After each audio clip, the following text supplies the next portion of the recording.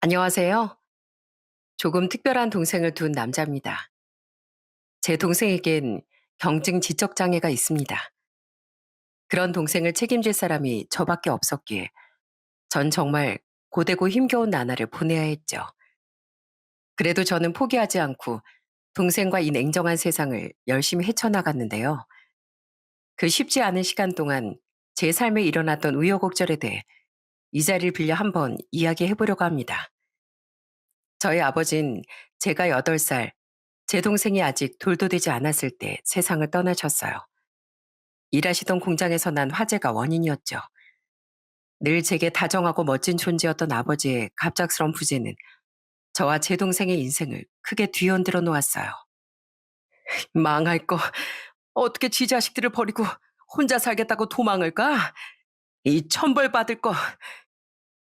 어머닌 아버지가 돌아가신 지 3달도 채 안 돼요. 저와 동생을 버리고 도망을 갔습니다. 살던 집 전세금까지 전부 뺀 뒤 저와 동생을 할머니 집 앞에 데려다 주곤 사라져버린 거죠. 동생을 품에 안고 짐가방 하나와 함께 자신의 집 문을 두드린 절 본 순간 할머니는 거의 뒤로 넘어가실 뻔했어요. 시장에서 장사를 하며 생계를 이어가던 할머니는 그때부터 저희 남매를 보살펴 주셨습니다. 하지만 손주들을 부양하던 할머니 앞엔 계속해서 위기가 닥쳐왔어요. 저 정신 지체요? 아니 그냥 애가 말이 좀 느리고 내성적인 게 아니었다고요? 네, 5살이나 된 애가 아직도 배변 실수를 하는 건 정상이 아니에요. 그런데 아이 부모님은 따로 없으신 거예요? 예, 제가 손주들을 혼자 키우고 있습니다. 그것만 해도 힘든데 애가 장애까지 있다니 이걸 어쩌면 좋답니까? 동생은 5살 때 정신지체 3급, 그러니까 지금 말론 경도 지적장애 판정을 받았습니다. 할머니는 동생이 그냥 다른 애들보다 좀 느리고 감정 표현도 서툴며 내성적인 아이인 줄로만 아셨는데요. 이웃 아주머니들이 조심스레 할머니께 발달 검사를 받아보라고 조언해 주셨어요. 그래서 대학병원에 가봤더니 그런 청천벽력 같은 진단을 받게 된 거죠. 다연아, 할미랑 학교 가자. 자, 신발 스스로 신어봐. 뭐든 혼자 해버릇해야 이 험한 세상을 살아갈 수 있지. 옳지, 잘한다. 할머니는 정말 힘들게 저와 동생을 키워주셨습니다. 진단 초반엔 동생을 병원에 데리고 다니느라 엄청 고생하셨고, 동생이 학교 갈 나이가 됐을 땐 이리저리 발로 뛰며 동생이 다닐 학교를 알아보셨죠. 그래도 다행인 건 서울엔 특수학급을 운영하는 초등학교가 많았다는 거였어요. 할머니는 늘 그런 동생의 손을 붙잡고 직접 등하교를 시키셨습니다. 마음 같아선 제가 등교라도 시켜주고 싶었지만 할머니는 제 등교는 알아서 하라며 거절하셨죠. 너 힘들어. 너도 네 동생 때문에 고생 많이 하는데 등교라도 편하게 해라. 동생은 어느 시점부턴 병원보단 아동 발달센터와 장애인 복지관 위주로 다니기 시작했어요. 그곳에서 언어 치료도 받고 퍼즐 맞추기 같은 인지훈련도 하면서 점점 표정이 밝아졌죠. 그나마 다행이었던 건 동생이 병명에 비해 얌전하고 발달 상태도 양호하다는 거였어요. 하지만 그래도 장애를 가지고 있다는 건 변함없는 사실이었으니 할머니는 늘 동생을 걱정하셨죠. 내가 없으면 정우 네가 타연이 하늘이고 전부다. 그러니까 항상 동생을 잘 돌봐야 돼. 알았지? 할머니의 말씀처럼 전 학교가 끝나고 나면 거의 매일 집으로 바로 돌아왔습니다. 장사하는 할머니 대신 동생을 돌보기 위해서요. 그리고 할머니가 집에 돌아오시면 늘 어깨와 다리를 주물러 드리곤 했죠. 할머니, 많이 힘드시죠? 제가 아직 너무 어려서 죄송해요. 그래도 제가 다 크면 꼭 할머니께 은혜 갚으면서 살게요. 말이라도 고맙구나. 우리 손주 효도 받으려면 이 할미가 오래오래 살아야겠네. 하지만 할머니는 제가 은혜를 갚을 때까지 기다려 주시지 못했습니다. 할머니는 제가 고작 18살일 때 돌아가셨거든요. 아직 70세로 그렇게 고령도 아니셨건만 고된 세월이 할머니의 노화를 앞당겼던 거죠. 저는 마지막까지 동생을 걱정하시던 할머니께 제가 동생을 잘 돌보겠다고 또 다짐했습니다. 저는 그때부터 동생을 혼자 돌보기 위해 학교가 끝나면 밤까지 식당 아르바이트를 하기 시작했어요. 새벽엔 우유 배달도 병행했고요. 동생은 감사하게도 복지관 선생님이 케어를 도와주셨고 선생님께서 자원봉사자 아주머니도 연결해 주셔서 동생은 그 아주머니와 같이 간식을 먹고 저녁에 집에 돌아오곤 했습니다. 하지만 그래도 6시, 7시쯤 이후부턴 동생은 혼자 집에 있어야 했는데요. 아직 초등학생인데다 장애까지 있던 동생을 서너 시간씩 집에 혼자 두긴 너무 불안했어요. 그래서 주인집 아주머니께 한 번씩 동생을 들여봐 달라고 사정사정했죠. 제가요, 혼자 전자레인지에 밥 데워 먹을 수 있게 계속 반복적으로 교육시켜 놨어요. 그래서 혼자 밥도 잘 차려 먹을 수 있으니까 제발 애가 무사히 잘 있는지만 확인해 주세요. 부탁드려요. 죄송해요. 아주머니가 귀찮다고 하실 때마다 전 선물, 간식거리 등을 사다 드리며 최대한 굽신거렸습니다. 그 아주머니가 전세 보증금을 올려달라고 하는 바람에 우린 제가 21살 땐 다른 전셋집으로 이사를 가야 했었죠. 그래도 당시 동생은 중학생이었기에 그땐 서너 시간씩 혼자 둘 수 있는 다행스러운 상황이었어요. 물론 그렇게 애를 혼자 두기까진 문 단속하는 법, TV 켜고 끄는 법 등을 계속 반복적으로 가르쳐 줘야 하긴 했지만요. 한편 전 20살이 되면서부턴 공장에 취업을 했습니다. 그 외에도 남는 시간엔 공사 현장에 나가고 택배 물류센터 일도 했었죠. 한푼이 아쉬워 전단지 아르바이트도 하고 진짜 잠도 거의 자지 않고 일할 땐 유흥주점 웨이터로도 일했었어요. 어? 지금 몇 시예요? 저 가봐야 돼요. 제 동생이 집에 혼자 있거든요. 그때 제가 너무 과로한 탓에 코피를 자주 흘리다 한 번은 쓰러지기까지 했습니다. 그런데도 응급실에서 깨자마자 제일 먼저 든 생각은 동생 걱정이었죠. 그 정도로 제 삶엔 정말 동생 하나밖에 없었어요. 이후 전 동생 때문에 미루고 미루던 국방의 의무 문제에도 결국 직면해야 했습니다. 당시 동생은 고등학교를 다니고 있었는데 당장 생계 능력이 없는 동생을 두고 2년 넘는 시간 동안 떠나 있을 수가 없더라고요. 제가 장애가 있는 미성년자 동생을 혼자 부양하고 있어요. 제발 어떻게 방법이 없을까요? 저는 사정을 하며 여기저기 방법을 알아봤습니다. 다행히 전 공익으로 대체 복무를 할 수 있었죠. 하지만 문제는 복무를 하는 동안엔 다른 일을 할 수가 없었다는 거예요. 그래도 살아있으니 저는 몰래 몰래 일당을 현금으로 받을 수 있는 막노동을 뛰었었는데 얼마 안 가 걸려서 징계를 받아야 했습니다. 얌마, 사정은 알겠지만 안 되는 건 안 되는 거야. 그럼 어떡해요? 저랑 동생은 굶어 죽으라고요? 정말 눈물이 나더라고요.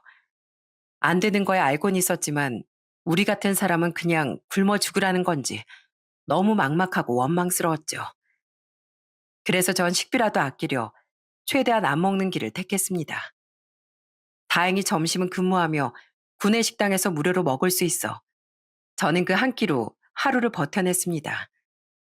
그것마저도 조금만 먹고 나머지 몰래 싸와서 저녁엔 동생을 줬고요. 그런데 언제부턴가 동생도 밥을 잘 안 먹는 거예요. 다 차려놨는데 왜 안 먹어?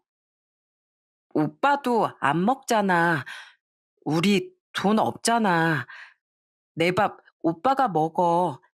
난 배 안 고파. 오빠가 배고파. 정말 눈물을 주체할 수가 없더라고요. 경증 장애인이라고 해도 아무것도 모를 줄 알았건만 동생도 제 희생을 알고 있었던 겁니다.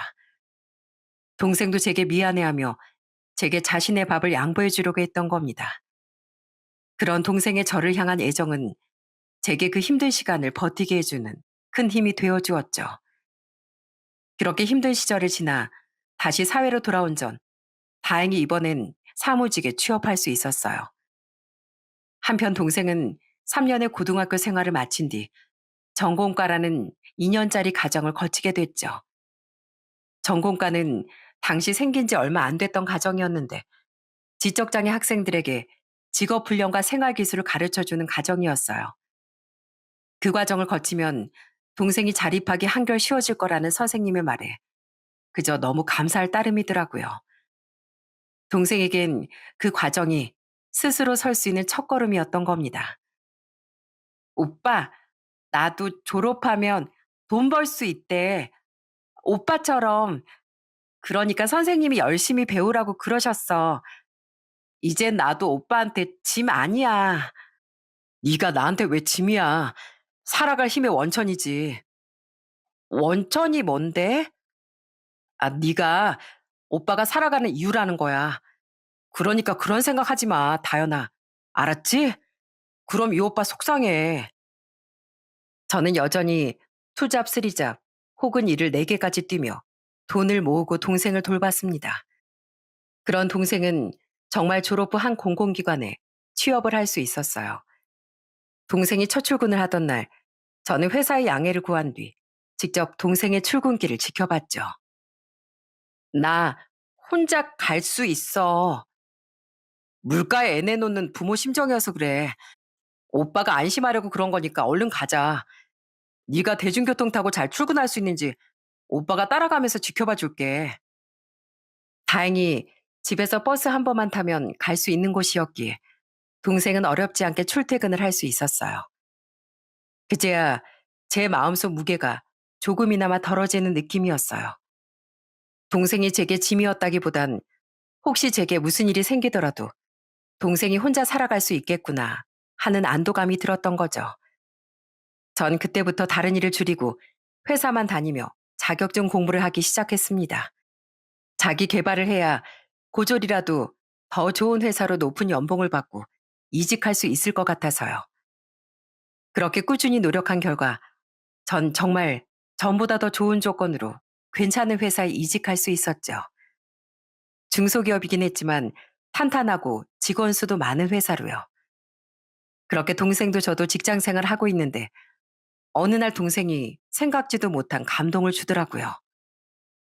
다연아, 아침부터 뭐해? 도시락 싸. 오빠 거. 뭐? 내 거?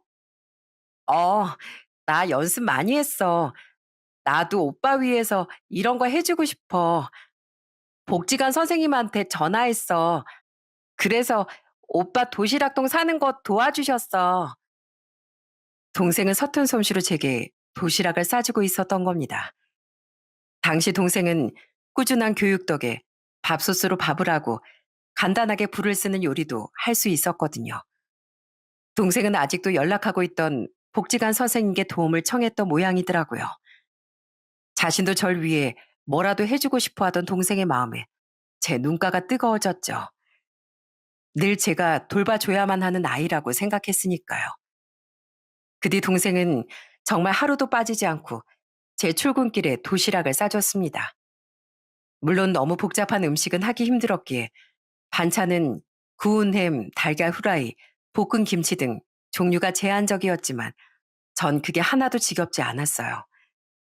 동생의 마음과 정성만으로도 그 도시락은 어떤 진수성찬보다 값졌으니까요.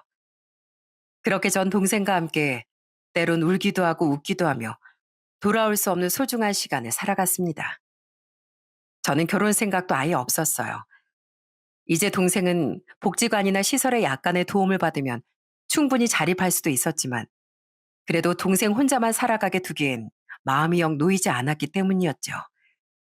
왜냐면 동생에겐 제가 전부였으니까요.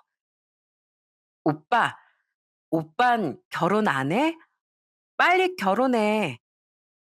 동생은 그런 제 마음도 모르고 제게 결혼 이야기를 꺼내곤 했습니다. 하지만 정작 동생이 아니라 제가 동생의 마음을 몰라줬었다는 걸 전 어느 날 알게 됐어요.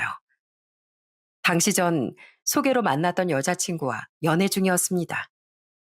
여자친구는 피아노 학원을 운영하던 강사였는데요. 저와 달리 어느 정도 여유 있는 집안의 딸이었던 여자친구는 20대 시절엔 유럽으로 유학까지 다녀온 유학파였죠. 애초에 전 결혼 생각이 없어 소개팅을 할 생각도 없었는데 친구가 하도 사정사정해서 대타로 나간 자리에서 만난 사람이 바로 여자친구였어요. 죄송합니다. 민선 씨 너무 좋은 분이지만 또 뵙긴 어려울 것 같아요. 솔직히 그날 저도 여자친구에게 호감이 생겼습니다. 사람 자체에서 풍겨나오는 기운이 너무 선하고 고왔거든요.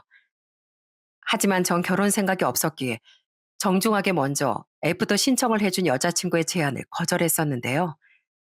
그런데도 여자친구는 제게 계속 연락을 해오더라고요.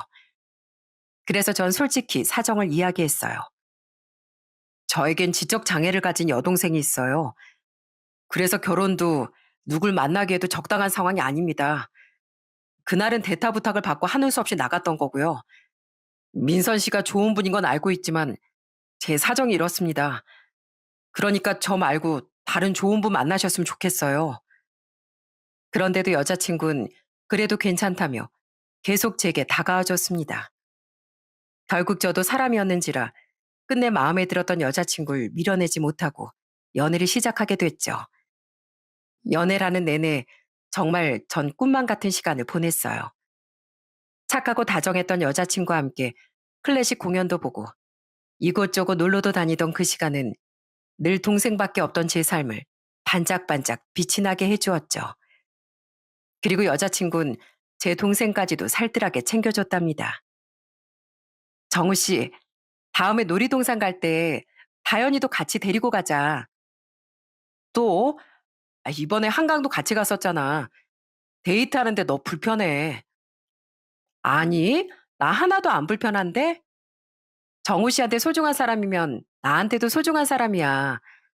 나 다현이 착해서 너무 편하고 좋아. 다현이도 정우 씨랑이 아니면 어디 놀러 다니기도 힘든데 같이 다니면 좋잖아.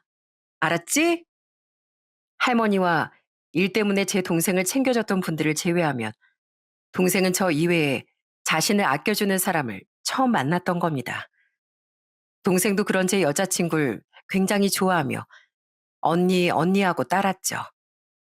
그렇게 연애를 하던 와중에도 저는 늘 가슴 한켠이 무거웠어요. 내가 동생을 두고 결혼할 수 있을까? 내가 없으면 우리 다현이는 혼자가 될 텐데 내가 너무 이기적인 거 아닐까 하는 생각 때문에요. 그렇다고 여자친구에게 동생과 같이 살자고 할 수도 없는 노릇이라 더 늦기 전에 여자친구를 놓아줘야 하는 걸까 하는 고민이 늘 제 가슴을 짓눌렀죠. 그런데 어느 날 동생이 제게 또 결혼 이야기를 하는 겁니다.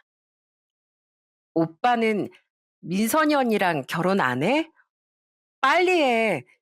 언니가 오빠랑 결혼하고 싶대. 나한테 그랬어. 그냥 오빠 일은 오빠가 알아서 할게. 제발 오빠 좀 그냥 내버려둬. 넌 아무것도 모르면서 왜 맨날 결혼 얘기를 꺼내? 전 저도 모르게 짜증을 내버리고 말았습니다. 그날 술을 한 잔 했었는데 술 기운에 내가 누구 때문에 결혼을 망설이고 있는데 라는 나쁜 마음이 들었거든요. 제가 너무 나빴죠. 그런데 동생이 제 눈치를 보더니 이런 말을 하는 거예요. 나도 다 알아, 오빠. 나 때문에 결혼 안 했지? 뭐?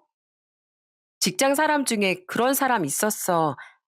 다현 씨 오빠는 결혼이 어려우시겠네요. 그렇게 말했어. 나 그 말 듣고 많이 생각했어. 근데 오빠, 난 오빠가 꼭 결혼했으면 좋겠어. 나 혼자서도 잘 살 수 있어. 진짜야. 나 더는 오빠 짐이 되고 싶지 않아. 오빠가 민선 언니랑 결혼 안 하면 나 죽고 싶을 것 같아.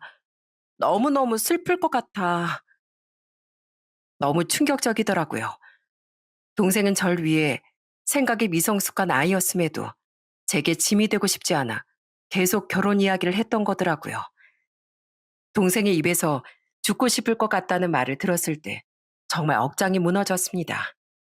그런데 얼마 뒤 이번엔 여자친구가 제게 또 엄청난 감동과 미안함을 안겨줬어요. 여자친구는 그날 제 손을 잡고 이렇게 말했죠. 정우 씨, 나 많이 생각해 봤어. 내가 결혼이 하고 싶은 마음에 조급한 결정을 내리는 건 아닐까, 내 결심을 후회하지 않을 수 있을까 하고. 갑자기 그게 무슨 말이야? 다연이 말이야. 우리 더 망설이지 말고 결혼하자. 그리고 다연이도 같이 데리고 살자. 나 많이 생각해 봤는데 난 정우 씨 동생이어서도 있지만 다연이가 정말 좋은 것 같아. 밝고 따뜻하고 어떻게든 세상을 열심히 살아가려고 노력하는 모습이 기특하기도 하고. 나 결혼해서 같이 살면 다연이랑 지금보다 더 잘 지낼 수 있을 것 같아. 정우 씨가 그동안 다연이 때문에 결혼 망설이고 있던 것 나 다 알고 있었어. 민선아, 너 정말 괜찮겠어? 같이 살면 생각보다 많이 불편할 수도 있어. 남이기도 하고, 챙겨줘야 할 것들도 많을 거고, 내가 어떻게 너한테 그런 미안한 부탁을 하겠어. 결혼하면 가족이지, 왜 남이야. 정우 씨, 난 정우 씨를 처음 만난 그 순간부터 바로 알았어. 아, 이 사람이 바로 내가 평생 찾던 내 짝이구나 하고. 그리고 그 생각은 정우 씨랑 연애를 하고 가족인 다현이를 만나면서 더 확신이 들었고. 난 이제 새 가족을 맞을 마음의 준비가 다 돼 있어. 그러니까 나 그만 애타게 하고 결혼하자. 어?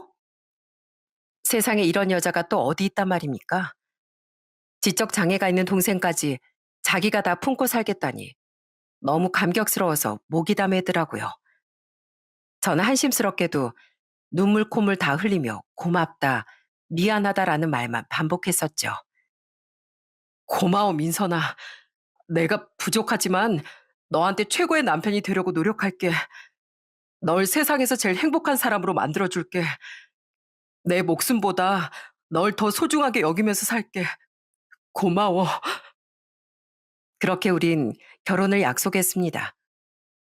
그 뒤 전 예비 처가 인사를 가게 됐어요. 저는 미리 여자친구에게 부모님의 허락을 받았냐고 물어봤었죠. 정말 내가 부모님도 안 계시고 아픈 동생이 있는데도 괜찮으시대? 당연하지. 우리 부모님도 정우 씨 만나길 고대하고 계셔. 여자친구는 이렇게 대답해주긴 했지만 그래도 전 긴장된 마음으로 열심히 고른 양주와 한우 세트를 들고 예비 처가에 방문했어요. 어서 오세요, 형부. 환영해요. 예비 처제와 예비 장인어른은 밝은 웃음으로 절 맞아주셨죠. 그런데 딱 한 분, 예비 장모님은 좀 어두운 표정으로 제 인사를 받아주셨어요. 그래도 우린 예비 장인어른과 처제 덕에 어느 정도 화기애애한 분위기 속에서 식사를 마칠 수 있었습니다. 그 뒤 제가 사간 양주를 다 같이 한 잔씩 마시던 와중 예비 장모님이 입을 여시더군요. 대충 들었네만 자네한테 지적 장애가 있는 동생이 있다지? 어머니 살아 계시다고 들은 것 같은데 어머니하고는 영 연락이 안 되는 건가? 아, 네. 저랑 동생을 두고 떠나신 뒤론 소식을 모릅니다. 원망 때문에 저도 굳이 찾을 생각은 안 했었고요. 에휴, 그럼 진짜로 자네 동생한텐 자네밖에 없겠구만. 집에 그런 사람이 있으면 가족이 얼마나 고생을 하는 법인데. 우리 민선이 앞날에 고생길이 훤하네, 훤해. 엄마, 왜 그런 말씀을 하세요? 이미 다 끝난 이야기잖아요. 아이, 너한테나 끝난 얘기지. 네가 하도 저 청년이 좋다고 고집을 피우길래 우선 결혼하라고 대답은 했다만 내가 네 걱정에 참이 안 와, 참이. 그리고 막상 이렇게 보니까 더 마음이 안 내키는 거 어쩌라 말이니. 내가 널 장녀라고 얼마나 금이 오기야 귀하게 키웠는데. 정말 당황스럽더군요. 분위기를 보아하니 여자친구는 예비 장모님의 반대에 거듭 부딪혔던 모양이더라고요. 그래도 끝내 여자친구의 고집에 예비 장모님께서 한 발 물러나 주신 것 같은데 장모님은 막상 절 보니 못마땅함이 치밀어 오르신 것 같았어요. 예비 장모님께선 벌컥벌컥 냉수를 들이키셨습니다. 그리고는 제게 계속 말씀을 이어가셨죠. 기왕 이렇게 말 나온 거 내 솔직하게 말하겠네. 난 자네 같은 사람한테 우리 민선이 주기 싫었어. 아니, 솔직히 지금도 싫래. 자네 부모님도 안 계시고 모친도 양심을 판 말아 드신 분 같은데 자네 본성이 어떤 사람일지 어떻게 아나? 아이 막말로 자네가 과거에 깡패짓을 하거나 사기꾼 같은 거였을지 누가 아냔 말이야. 돈 없어서 교육도 제대로 못 받았을 텐데. 여보 그만해. 당신 지금 말이 너무 심해. 내가 뭐 내 집에서 내 입 가지고 말도 못해? 그래, 뭐 자네가 어떤 사람인지까진 다 양보해서 넘어간다 치자고. 근데 난 우리 민선이가 자네 동생까지 데리고 사는 꼴 정말 보기 싫네. 그러니까 정 결혼하고 싶으면 자네 동생 요양원이나 국가시설 같은 데 맡기는 게 어떤가? 그럼 내가 자네를 사이로 인정해 주겠네. 어떤가? 그 정도는 할 수 있지? 우리 민선이 데려가려면 그런 짐 정도 내려놓고 올 수 있잖아. 기가 막히더라고요. 물론 예비 장모님의 마음은 이해를 했습니다. 딸이 뻔한 고생길을 앞두고 있는데 당연히 걱정이 되셨겠죠. 그럼 반대만 하시면 되지. 어떻게 제게 동생을 버리라는 말을 하실 수 있습니까? 예비 장모님의 말은 제 동생을 버리고 제 행복만 찾으라는 말과 다를 바 없었어요. 그런 예비 장모님의 말에 여자친구와 다른 가족들도 크게 놀랐었죠. 전 한숨을 크게 쉬었습니다. 그리곤 최대한 차분하게 제 생각을 정리해서 말씀드렸어요. 어머님, 애지중지 키운 맏딸을 저처럼 부족한 사람에게 보내기 싫으신 마음 충분히 이해합니다. 민선이가 얼마나 좋은 사람인지 저도 잘 알고 있으니까요. 그럼에도 불구하고 민선이를 욕심냈던 건 제가 조건은 좀 부족해도 민선이에게 좋은 남편이 되어주고 싶다는 진심을 가지고 있었기 때문이에요. 저요, 비록 주어진 상황은 불우했어도 남에게 부끄러울 짓은 하지 않고 살았습니다. 저는 제 젊음, 제 시간을 모두 바쳐 지금에 이르른 제 자신이 부끄럽지도 않고 자랑스러워요. 뭐, 그래서 지금 자네가 좋은 사람이니 그냥 결혼시켜달라. 뭐 이런 말이라도 하려는 건가? 아닙니다. 부모님이 반대하시는 결혼을 멋대로 진행할 수는 없죠. 제 고집만 내세우면서 귀한 집 딸을 데려다 고생시키는 것도 해서는 안 될 행동이고요. 다만 전 어머님께서 그렇게 함부로 대해도 되는 하찮은 사람이 아니라는 걸 말씀드리고 싶었습니다. 뭐? 기가 막혀서 정말. 언제 아시겠지만 그래도 제가 항상 당당하게 살아가야 하늘에 계신 저희 할머니께서 속상해하지 않으실 것 같습니다. 그리고 제 동생이요. 제게 짐 아닙니다. 비록 장애를 가지고 태어났지만 그래서 제가 세상에 수도 없이 허리를 굽히고 자존심 다 버려가면서 돌봐주어야 했던 아이지만 결코 제게 짐이 아니었어요, 제 동생. 동생의 이야기를 꺼내니 콧잔등이 시큰해지더군요. 저는 눈물을 흘리지 않으려 참고 또 참으며 계속 말했어요. 물론 때로는 동생을 혼자 부양하는 게 너무 버거워서 다 포기하고 싶을 때도 있었습니다. 솔직히 동생을 데리고 하늘에 계신 할머니 아버지 곁으로 가버릴까 이런 무서운 생각도 한 적이 있었어요. 그런데요, 그런절 살게 해준 사람도 바로 제 동생이에요. 늘 제게 미안해하면서 저를 위해 자기 장애를 극복해내려고 애를 쓰던 동생의 모습이 제게 힘을 주었거든요. 악착같이 일을 배우고 어떻게든 자립하려고 하는 모습이 전부 저를 위한 노력이었다는 걸 아니까 그런 동생을 짐처럼 여겼던 제 자신이 부끄러워지더라고요. 과거에 힘들었던 시간들이 머릿속에 주마등처럼 스쳐 지나가더라고요. 그 기억들은 결국 제 눈에서 기어코 눈물을 흘려보냈지만 저는 말을 멈추지 않았죠. 제 동생이요. 뭔가 해내려면 남들의 곱절에 곱절은 노력이 필요한 애입니다. 그런데도 제 동생은 포기하지 않고 뭐든 해냈어요.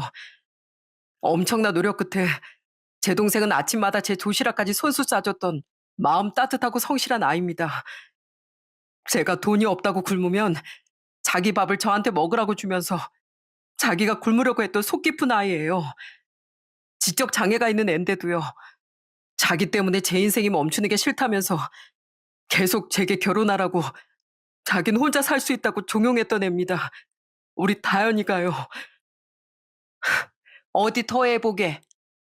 네, 제 동생 조금 도움을 받으면 스스로 자립해서 살 수도 있을 만큼 그렇게까지 상태가 심각한 애가 아니에요.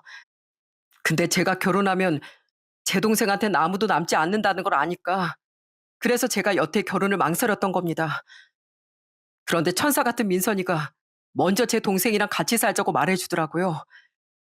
너무 고맙고 미안해서 민선이에게 평생 내 목숨을 바쳐야겠다고 결심해서 오늘 제가 이 자리에까지 올 수 있었던 겁니다. 그런 민선이 저도 놓치고 싶지 않아요. 하지만 제 동생을 계속 짐이라고 비하하고 제 인생을 어림짐작해서 쭉 마땅치 않게 여기실 거라면 제가 여기서 물러나는 게 맞을 것 같습니다. 할 말을 마친 전 눈물을 손등으로 닦아냈어요. 여자친구는 제 옆에서 눈물을 뚝뚝 흘리며 미안하다는 말을 했고 예비 장모님은 복잡한 표정을 지으며 입술을 깨물고 계시더군요. 그 침묵을 먼저 깬 사람은 예비 장인어른이었어요. 장인어른은 눈가에 고인 눈물을 닦아내며 말씀하셨죠. 물러날 필요 없네. 난 자네가 꼭 우리 집안 사이가 되어줬으면 좋겠어. 아휴, 나도 나이가 들었나 보지. 이렇게 눈물도 많아지고 말이야. 여보, 당신도 정도껏해. 마음 씀씀이가 그렇게 박하지도 않은 사람이 왜 자식이랑 그렇게 선을 못 지켜? 아, 민선이가 괜찮다잖아. 민선이가 정 없이는 안 된다잖아. 세상에 자기 자식도 버리는 나쁜 사람들도 얼마나 많아. 근데 정은 고작 고등학생 때부터 자기 동생을 책임져 왔다잖아. 세상에 이렇게 착하고 책임감 강한 사람이 흔한 줄 알아? 당신의 아빠란 사람이 걱정도 안 돼? 나도 됐었지. 그런데 오늘 정을 보니까 오히려 그 걱정이 사라졌어. 사돈 처녀 될 아이도 그렇게 도움이 많이 필요한 아이 같지도 않고 설사 그렇다고 한들 정우가 민선이 그렇게 고생시킬 애도 아닌 것 같았으니까. 세상엔 장애가 없어도 인간 같지 않은 금수들이 태반이야. 그런데 아픈 동생 지키겠다고 이렇게 열심히 산 사람한테 그런 몹쓸 말을 해? 그런 사람이 진짜 백인 거야. 왜 그 나이 먹도록 그걸 몰라? 부끄러운 줄 알아 당신? 예비 장인어른은 제 편을 들며 오히려 예비 장모님께 호통을 치셨습니다. 그리고 여자친구와 예비 처제 또한 예비 장모님에게 화를 내더라고요. 엄마, 정말 너무하세요. 전 제가 사랑하는 사람이면 엄마도 당연히 최소한의 존중은 해주실 분이라고 생각했어요. 엄마 자식이 귀하면 남의 자식도 귀하다는 걸 아셔야죠. 저는요, 정우 씨 없으면 못 살아요. 엄마가 이렇게 계속 정우 씨한테 무리하게 굴면 저 엄마 진짜 안 볼 거예요. 그렇게 예비 장모님에게 화를 낸 세 사람은 제게 사과를 해줬습니다. 저는 결혼을 엎을 각오까지 하고 예비 장모님에게 강하게 나갔던 건데 솔직히 이것도 너무 당황스럽더라고요. 그날 예비 장인어른은 여자친구와 함께 택시를 타러 나온 절 배웅까지 해주셨답니다. 정우군, 오늘 일 다시 한번 정말 미안하네. 자네도 노여울 걸 알아. 그래도 내가 이렇게 사과하고 앞으로는 다시 이런 일 없게 할 테니까 부디 이 결혼 계속 진행해 주지 않겠나? 난 책임감도 선함도 남다른 자네가 정말 마음에 드네. 무엇보다 민선이가 자네를 너무 좋아해. 우리 집사람도 원래는 정말 나쁜 사람이 아니네. 나도 우애의 모습에 오늘은 좀 놀라긴 했네만 아마 자기 딸을 위하는 마음이 너무 앞서서 모질어진 갤게야. 부탁하네. 제게 자신의 딸을 위해서라도 부탁한다고 말씀하신 예비 장인어른에게서 따뜻한 진심이 느껴졌어요. 제 여자친구는 예비 장인어른이 먼저 집으로 들어가신 뒤에도 눈물을 그치지 못하며 제 손을 잡고 애원했어요. 정우 씨, 오늘 마음 정말 많이 상했지. 근데 오늘 같은 일 정말 두 번 다신 없게 할게. 알잖아. 나도 다현이 한 번도 짐이라고 생각해 본 적 없어. 이미 난 다현이를 가족으로 생각하고 있어. 그러니까 나 버리면 안 돼. 어? 나 진짜 정우 씨 없으면 못 살아. 제가 뭐라고 이렇게까지 절 붙잡아주는 여자친구에게 너무 미안하고 고마웠습니다. 게다가 그날 집에 도착하니 예비 장모님이 제게 직접 전화를 주셨더군요. 비록 말투는 퉁명스러웠지만 예비 장모님은 제게 사과를 하셨어요. 자네한테 전화해서 사과 안 하면 가만히 안 있겠다고? 가족들이 한 사람도 안 빼고 성하니 내가 별 수 있나? 어쨌든 아까 내가 말이 좀 심했네. 좀 심하게 말해야 자네가 포기할 것 같아서 그랬어. 하지만 난 자네가 여전히 탐탁지 않네. 그렇지만 우리 애가 좋다고 하니 나도 더는 서로 불편해질 말은 하지 않겠네. 다만 앞으로 우리 민선이 눈에서 눈물 나게 하면 그때 나 정말 가만히 안 있을 거야. 네, 알겠습니다. 민선이 눈에서 눈물 나게 하는 일 절대 없을 거예요. 제가 싫으시다는 말씀 머리론 이해해도 상처는 됐지만 그래도 이렇게 사과해 주셔서 감사합니다. 결국 전 예비 장모님의 쌀쌀 맞은 사과를 받아들였어요. 부모로서의 장모님의 마음도 이해는 했던지라 바로 절 진심으로 좋아해 주길 바라는 건 욕심이라는 것도 잘 알고 있었으니까요. 무엇보다 저도 여자친구를 너무 좋아하기도 했고요. 그렇게 전 결혼을 했고 여자친구는 제 아내가 되었어요.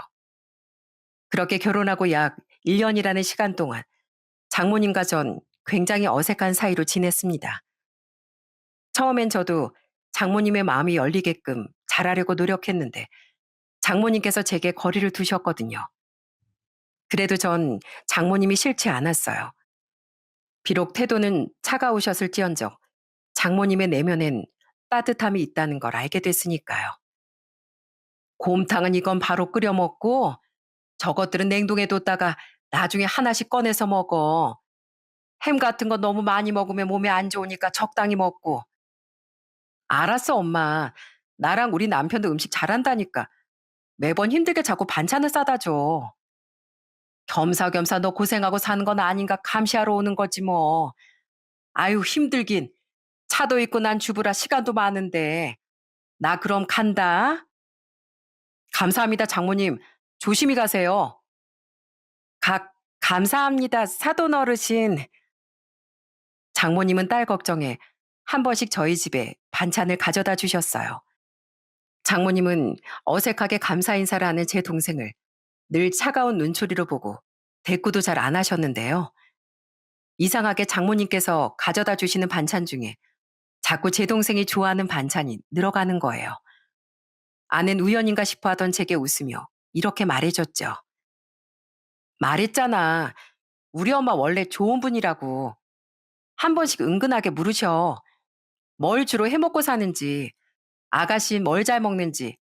우리 엄마가 차가워 보여도 나름대로 아가씨 신경 써주고 계신 거야. 장모님의 속마음을 알게 되니 감사함이 차올랐습니다. 또 장모님은 명절에 제 동생을 보셨을 때도 살갑진 않으셨지만 무심하게 배려를 해주시기도 하셨어요. 장인어른은 제가 없으면 혼자 명절을 보내게 될 동생이 얼마나 쓸쓸하겠냐며 아예 처가로 데려오라고 배려를 해주셨거든요. 제 동생은 늘 자신에게 쌀쌀 맞았던 장모님의 눈치를 봤는데 장모님은 퉁명스럽게 이렇게 말씀하시더군요. 눈치 보면서 밥 먹으면 급체해. 아, 명절에 응급실 비용이 얼마나 비싼데. 꼭꼭 씹어서 천천히 먹어. 말이야 퉁명스러우셨지만 그 속에 든 제 동생을 향한 배려심은 잘 느낄 수 있었습니다. 그런 분을 제가 어떻게 싫어할 수 있었겠어요? 그리고 결혼한 지 1년쯤 지났던 어느 날부터 제 동생과 절 향한 장모님의 태도는 완전히 바뀌었어요. 장모님은 그날도 저희 집에 반찬을 가져다 주러 오셨었는데 그날 동생이 떨리는 손으로 장모님께 편지를 한 통 건네더군요. 사돈 어르신, 이거 읽어주세요. 웬 편지야? 장모님은 그 자리에서 바로 편지를 읽지 않고 의아한 듯 가지고 나가시더군요. 그리고 그날 저녁 장모님은 저와 아내를 처가로 잠깐 부르셨어요. 외출했던 처제를 제외하고 그날 저와 아내, 장인어른과 장모님은 한 자리에 모였어요. 장모님은 우신 듯 눈이 조금 부어 계셨는데 우리에게 제 동생이 준 편지에 대한 말을 꺼내셨죠.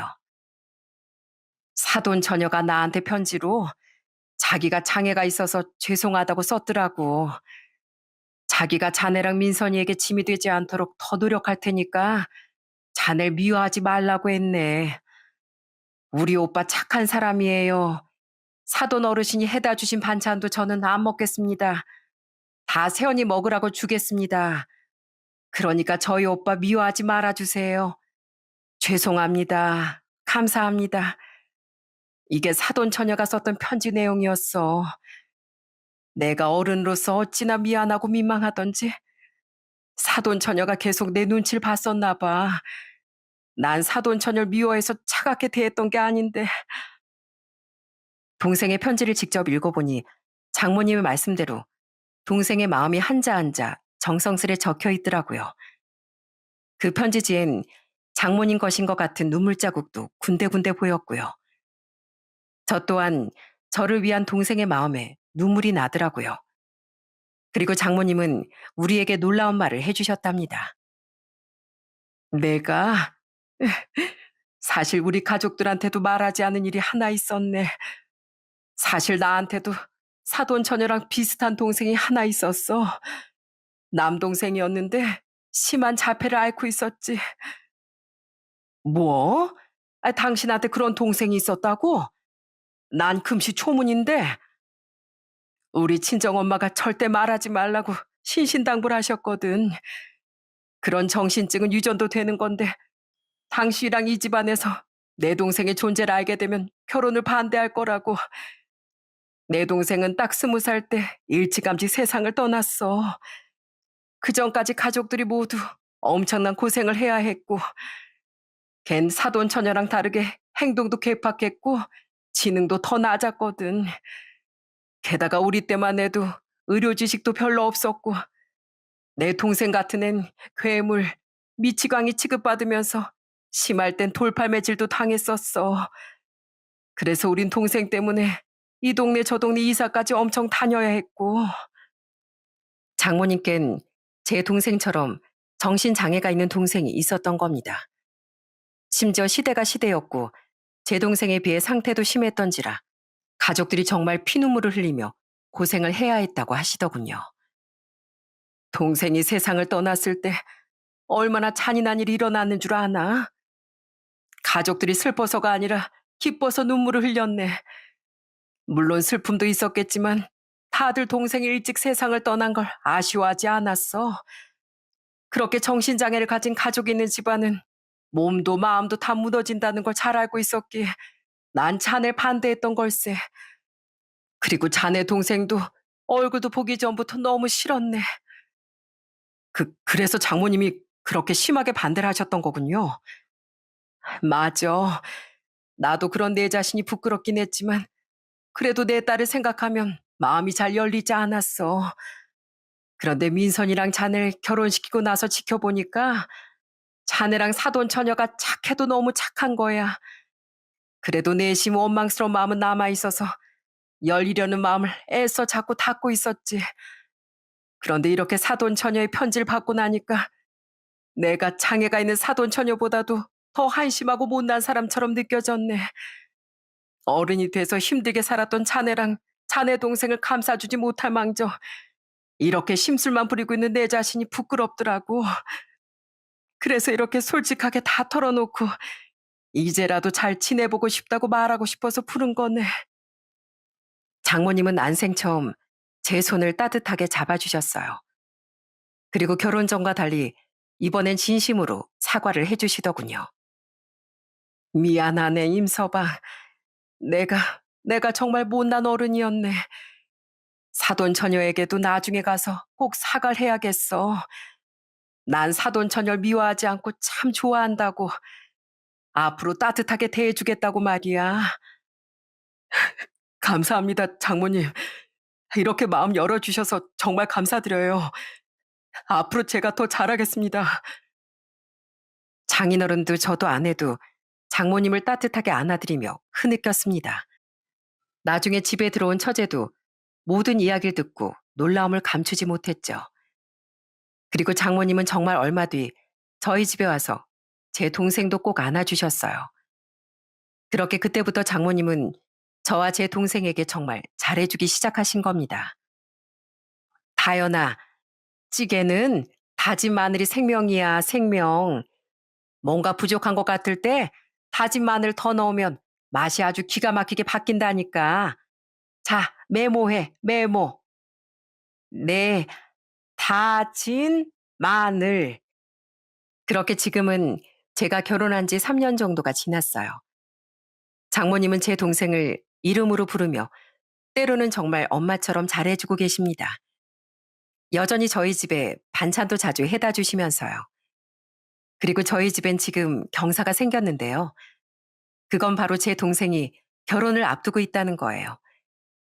예비 매제는 동생과 같은 공공기관에서 근로하며 동생과 같은 경증 지적장애를 앓고 있는 사람인데 예비 매제도 예비 사돈 어른들도 정말 좋은 분들이랍니다. 동생은 결혼한 후 사돈 어른들과 합가해 살 예정이에요. 아무리 장애가 있어도 할 줄 아는 게 많아야 사돈 어른들이 더 예뻐해 주시지. 자, 다음엔 제육볶음 볶는 법 배워보자. 소스는 내가 자주 만들어다 줄 테니까 다현이 넌 밑간에서 이렇게 볶기만 하면 돼. 밑간이요? 그냥 받아 적어. 그리고 집에서 꾸준히 연습하고 연습만이 살 길이야. 장모님은 그런 동생에게 신부 수업을 시켜주겠다며 요즘 저희 집에 와서 동생에게 요리하는 법, 살림하는 법 등을 꼼꼼하게 알려주고 계십니다. 말이야, 동생을 걱정하는 절 위해서 그러시는 거라지만 가만 보면 장모님께서 더 제 동생을 걱정하시는 것 같더라고요. 그리고 감사하게도 장인 장모님께선 제 동생의 결혼식 때 혼주석에 앉아주겠다고까지 하셨어요. 그래도 가족으로 산 세월이 3년인데 우리가 그 정도 해줄 수 있는 사이는 되잖아. 그러니까 타연아, 우리 이따가 신부 입장 연습 좀 해보자꾸나. 뭐 민선이 때 해보긴 했다지만 그래도 떨리네. 심지어 장인어른은 제 동생의 손을 잡고 입장까지 해주기로 하셨어요. 아직 제 동생 결혼까진 3달 가까이 남았는데 장인어른은 벌써부터 신부 입장 연습도 하고 계세요. 그런 장인어른의 손을 잡고 맑게 웃고 있는 동생을 보니 괜히 눈물이 앞을 가렸죠. 장인 장모님께 감사하기도 하고 늘 제가 책임져야만 할 것 같았던 동생이 시집을 간다니 감회가 새롭기도 해서요. 형부, 나만 믿으라니까요. 저 언니 결혼식 때도 신부 도우미 역할 얼마나 잘했는데요. 아이, 그래도 그냥 내가 하면 되는데. 형부가요? 아이, 형부는 하객 맞으셔야죠. 저 다현이랑 친해요. 걱정 마세요. 다현아, 나 믿지? 고마운 건 처제에게도 마찬가지입니다. 처젠 처가에서 제 동생을 한 번씩 볼 때마다 정말 잘해줬었는데요. 처젠 결혼식 땐 신부 옆에서 도와줄 사람이 필요한 법이라며 그 역할을 자처해 주더라고요. 너무 고마워서 처제에게 좋은 옷과 가방이라도 하나씩 사주자고 아내와 이야기를 마친 상황입니다. 제 동생의 결혼식은 9월 27일에 치러질 예정인데요. 하루하루 두근거리는 마음으로 인생의 새 출발을 기다리고 있는 동생을 보고 있노라면 하늘에 계신 아버지와 할머니 생각도 나곤 해요. 두 분께서 동생의 이런 모습을 보면 얼마나 기뻐하실까 싶어서요. 얼마 전엔 예비 매제가 제게 어눌하지만 진심을 담아 이런 말을 해주더군요. 형님, 제가 다연히 평생 고생 안 시키고 행복하게 해줄게요. 평생 손에 물도 안 묻히게 해줄 거예요. 그런 말도 배웠어? 근데 어떻게 손에 물을 한 방울도 안 묻히고 살 수 있겠어. 그냥 서로 손에 물도 묻히고 같이 웃고 울기도 하면서 둘이 화목하게만 살아줘. 그거면 난 더 바랄 게 없어. 고마워, 박서방. 이런 고마운 매제와 제 동생이 부디 오래오래 행복하게 살 수 있길 간절히 바라고 있습니다. 그래야 제가 아주 먼 훗날 아버지와 할머니를 만나게 됐을 때 어깨를 당당하게 펼 수 있을 것 같아서요. 한 가지 경사를 더 말씀드리자면 제 아내가 드디어 얼마 전 임신을 해서 지금은 임신 7주 차랍니다. 소식을 들은 장인 장모님께서 어찌나 기뻐하셨는지 몰라요. 작은 바람이 있다면 부디 제가 저희 아버지와 달리 저희 아이의 곁엔 오래도록 살아서 힘이 되어주고 싶다는 겁니다. 그렇게 전 좋은 아빠로서 제 동생에겐 여전히 좋은 오빠로 천사 같은 아내에겐 든든한 남편으로서 마지막으로 제 또 다른 부모님과 같으신 장인 장모님께는 효자 같은 사이로서 제 미래를 열심히 살아가려고 합니다. 여러분, 저는 저처럼 힘겨운 나날을 보내고 계신 분들께 응원의 말씀을 드리고자 이 사연을 보내게 됐어요. 남들보다 더 열악한 상황에 처하거나 아픈 가족을 보살피는 일이 얼마나 힘든지 저도 잘 알고 있습니다. 때로는 모든 걸 놓아버리고 싶을 정도로 좌절스러운 순간도 있으시겠죠. 그래도 꿋꿋하게 버티며 긍정적으로 살다 보면 좋은 사람도 만나고 행복하게 웃을 날도 찾아오더라고요. 제가 그랬듯 여러분께도 웃을 날이 머지않아 반드시 찾아오리라고 생각합니다. 그러니 주저앉지 말고 희망을 잃지도 말고 오늘을 잘 버텨내셨으면 좋겠어요. 여러분의 인생에 행운이 찾아올 수 있길, 그래서 저처럼 과거를 돌이켜보며 웃을 날이 올 수 있길 진심으로 응원하고 바라겠습니다. 그럼 전 여기서 이만 인사드릴게요. 들어주셔서 감사합니다.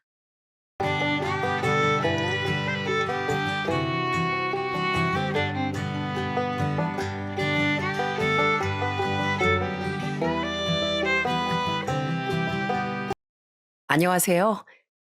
세상에서 제일 멋진 아버지를 둔 30대 여자입니다. 저도 결혼을 해서 아이를 낳고 살다 보니 부모님에 대한 애틋한 마음이 더 커지는데요. 특히 아버진 그저 곁에 계시기만 해도 참 든든한 존재인 것 같습니다. 저에게 아버진 언제나 우리 가족을 지켜주시는 든든한 울타리 같은 분이에요.